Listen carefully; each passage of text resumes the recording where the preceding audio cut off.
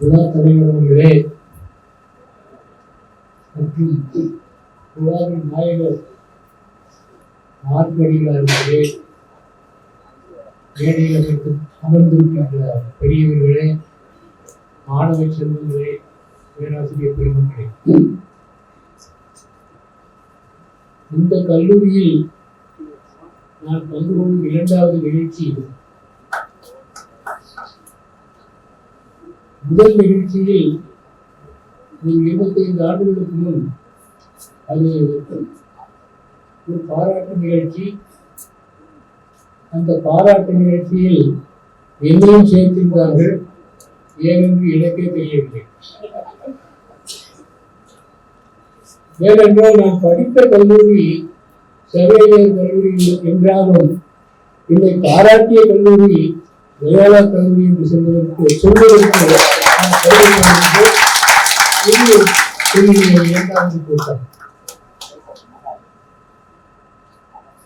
இங்கு ஒரு சில கருத்துக்களை மட்டும் நான் சொல்ல நினைக்கின்றேன். இப்போது பேசிய அருட்தந்தை யோமானதாஸ் சொன்னார்கள், மாற்று படைப்புலகம் மார்க்கினுடைய என்று சொன்னார். மாற்று படைப்புலகம் அல்ல, மார்க்கு படைப்புலகம் என்று சொல்லலாம். மாற்று படைப்புலகம் என்பது ஒரு குறிப்பிட்ட எல்லைக்குள் வருகிறது. மார்க்கு படைப்புலகம் எனும்போது அது ஒரு பெரிய எல்லையில் போய் முடிகிறது. எனவே இன்று நடைபெறும் இந்த ஆராய்ச்சி கருத்தரங்கில் இந்த ஒரு தலைப்பை, இந்த ஒரு கருத்தை நீங்கள் அணுக வேண்டும் என்று நான் கேட்டுக்கொள்கின்றேன்.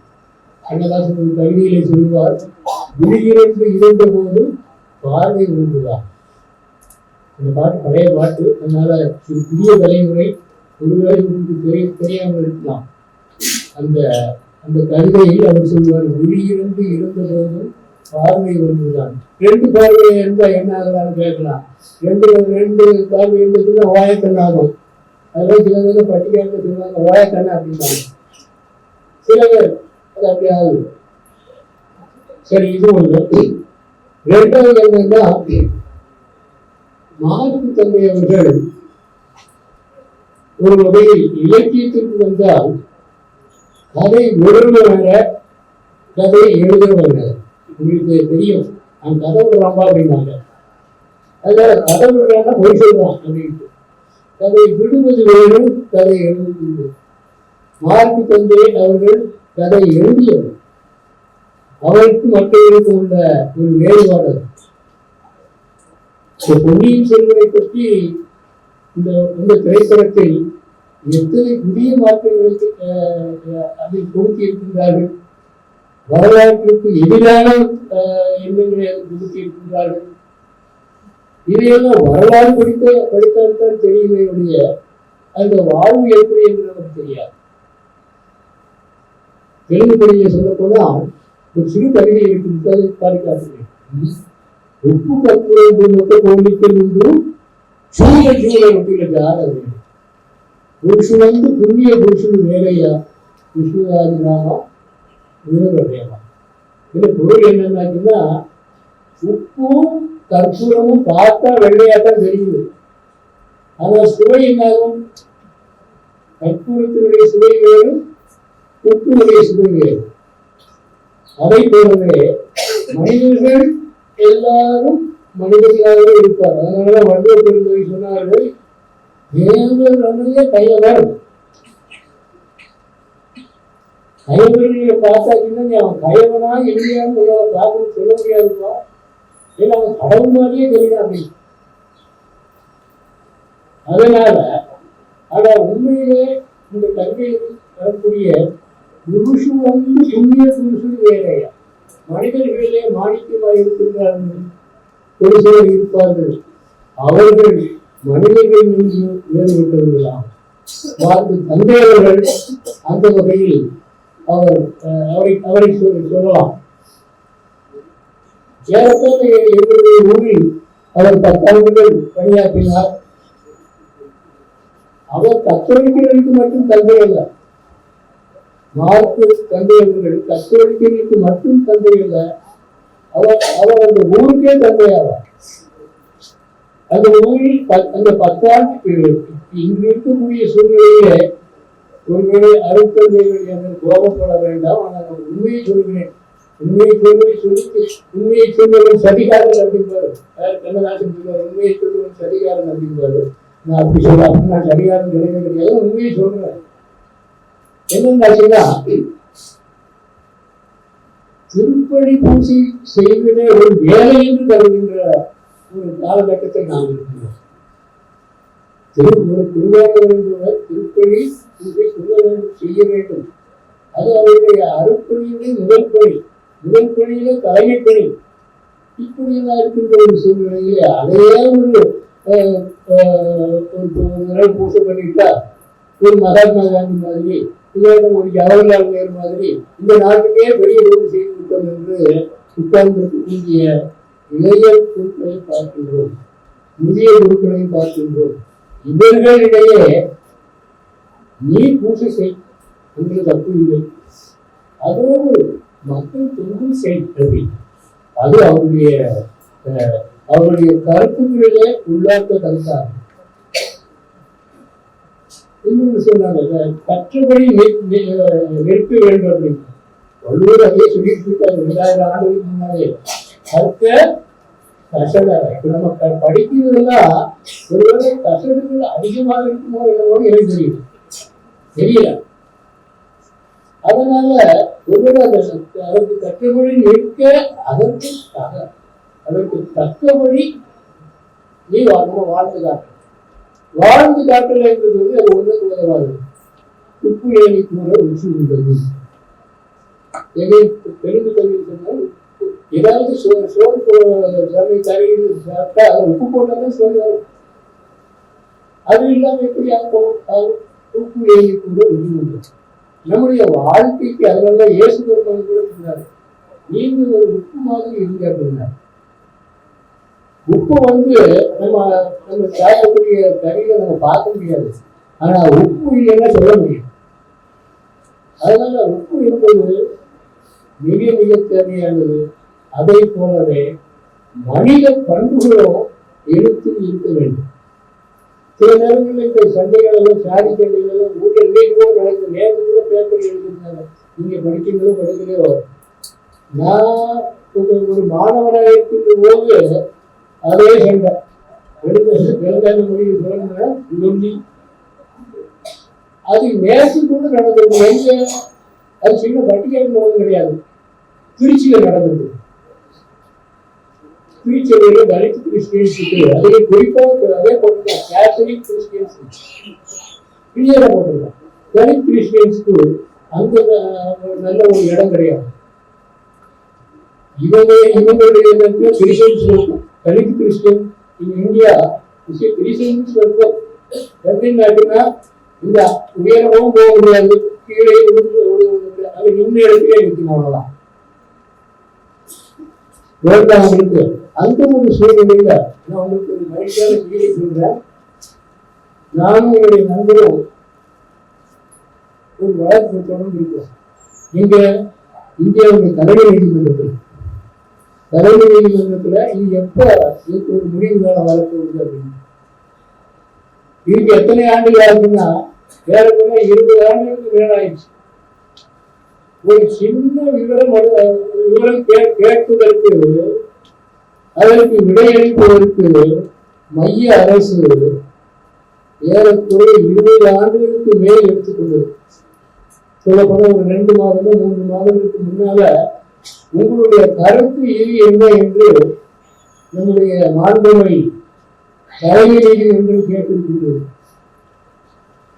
அதற்கு இன்னும் எத்தனை ஆண்டுகள் ஆகுமோ தெரியவில்லை. இதையெல்லாம் நீங்கள் சிந்தித்து பார்க்க வேண்டும். அருந்ததியர் வாயை வந்தாலும் அவர் எழுதிட்டார். அதை நடைமுறைப்படுத்த வேண்டிய பொறுப்பு இது நம்முடைய தலைமையில் இருக்கிறது. அது ஒரு சாதிக்கு தொடர்பான ஒரு செயல் கிடையாது. அதுல நிறைய சாதிகள் இருக்கு. தமிழ்நாட்டில் அந்த சாதி பட்டியலை பார்த்தீங்கன்னா ஒருவேளை வெள்ளிகளை எண்ணிக்கலாம்ன்றது இன்னைக்கு காரியத்தை எண்ணி நம்ம ஒரு முடிவுக்கு வர முடியாது. அப்படிப்பட்ட ஒரு சூழ்நிலையில நம்ம இருக்கிறோம். தந்தையாளர்கள் அப்படிப்பட்ட ஒரு சூழ்நிலையின் கூட என்னென்னாச்சுன்னா, ஏதாவது ஊருக்கு நன்மை செய்ய வேண்டும் என்றால் அது கத்தோலிக்கர்களுக்கு மட்டுமல்ல, எல்லாருக்கும் அதுல பங்கு இருக்கு. அவரு மரம் ஊருக்கு அந்த சாமியார் இருக்கக்கூடிய அந்த வளாகத்துல மரங்கள் நட்டிட்டா ஒரு சில 20 ஆண்டுகள் ஆகுது.